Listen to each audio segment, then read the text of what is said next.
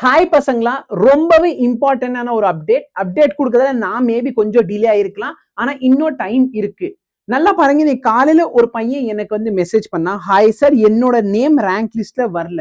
So government quota rank லிஸ்ட்ல அந்த பையனோட நேம் வரல. நெக்ஸ்ட் நான் சொல்றேன், ஏதாவது வாய்ப்பு இருக்கா சார், இப்ப ஆட் பண்ண முடியுமா? ஃபர்ஸ்ட் ஆஃப் ஆல் எனக்கும் புரியல, என்னடா இந்த ரேங்க் லிஸ்ட்ல நேம் வரல, ஆட் பண்ண முடியலன்னா எப்படி ஆட் பண்ண முடியும்? அப்பதான் தெரியுது, நேட்டிவிட்டினால இன்எலிஜிபிள் ஆயிடுச்சு. அந்த பையன் நேட்டிவிட்டி சர்டிபிகேட் ப்ரொடியூஸ் பண்ணல.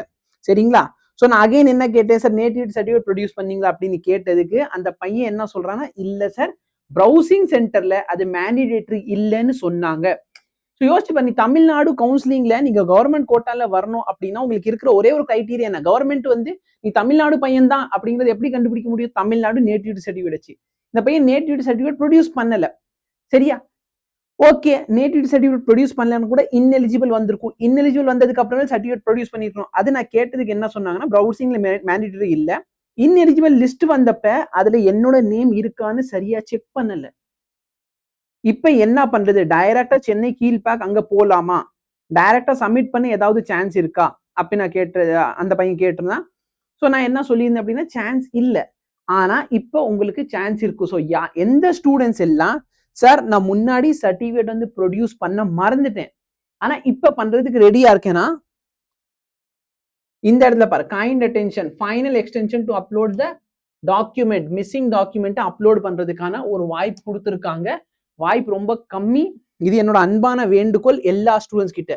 ஏன்னா என்கிட்ட ஒரு பையன் மெசேஜ் பண்ணியிருந்தான், நான் அவனுக்கு ரிப்ளை பண்ணிட்டு இந்த டாக்குமெண்ட் அவனுக்கு அனுப்பி விட்டேன். சரிங்களா? அந்த பையன் இப்ப அப்லோட் பண்ணுவான். ஆனா இந்த மாதிரி ஒரு சில ஸ்டூடெண்ட்ஸ், சரியா, ஒரு சில நான் யோசிச்சு பாரு, ஒரு 100 பேர் கூட, நம்ம அப்ளை பண்ண ஒரு 40,000 பேர்ல ஒரு 100 பேர் கூட இந்த மாதிரி இன்எலிஜிபிள் ஆயிருந்தா அவங்களுக்கு கனவே போயிடும். 1 இயர் டிராப் எடுக்கிற அளவுக்கு நிலைமை ஆயிரும். ஸோ என் சைட்ல இருந்து நான் சப்போர்ட் பண்றேன், உங்க சைட்ல இருந்து என்ன சப்போர்ட் பண்ணுங்க. யார் யார்ல இன்எலிஜிபிளோ அவங்களுக்கு உடனே இந்த வீடியோ அனுப்பு. சரியா? இதுல டைம் ஆனா ரொம்ப கம்மியா தான் கொடுத்துருக்காங்க. சரிங்களா? என்ன சொல்லியிருக்காங்கன்னா, 11ஆம் தேதி மத்தியானம் 12 மணில இருந்து, ஸோ ஆக்சுவலா நான் 12 மணிக்கு இந்த நோட்டிஃபிகேஷன் பார்க்கல, நான் ஆல்மோஸ்ட் நைட் 12 மணிக்கு தான் பார்க்குறேன். அதனால நான் இப்ப வீடியோ போட்டேன். நாளைக்கு காலையில 10 மணிக்குள்ள சப்மிட் பண்ணணும். சரியா? ஸோ என் சைட்ல இருந்து நான் வீடியோ புஷ் பண்றேன். உங்களுக்கு தெரிஞ்ச ஏதாச்சும் ஒரு இன்எலிஜிபிள் கேண்டிடேட் இருந்தாங்கன்னா தயவு செய்து அவங்களுக்கு இந்த வீடியோவை சொல்லுங்க. ஏன்னா அவங்களுக்கு தெரியாம போயிடும். This is the final opportunity given for the benefit of the student. New application or change of category request will not be entertained.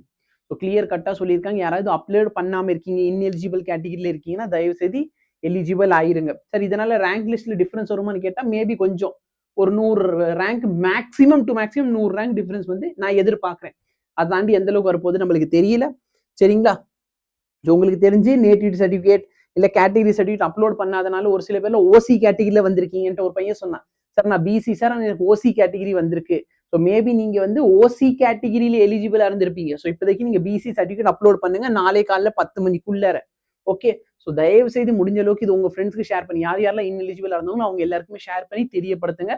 Maybe உங்க இமீடியட் ஃப்ரெண்ட்ஸுக்கு இன்எலிஜிபிள் இல்லைனாலும் அவங்களோட ஃப்ரெண்ட்ஸ், மியூச்சுவல் ஃப்ரெண்ட்ஸ் யாராச்சும் இருக்கலாம். ஸோ உங்க ஃப்ரெண்ட்ஸ்க்கு ஷேர் பண்ண அவங்க மற்றவங்களுக்கு ஷேர் பண்ணுவாங்க. தயவு செய்து மற்றவங்க ஃப்ரெண்ட்ஸோட வாழ்க்கையை காப்பாத்துங்க. தேங்க்யூ.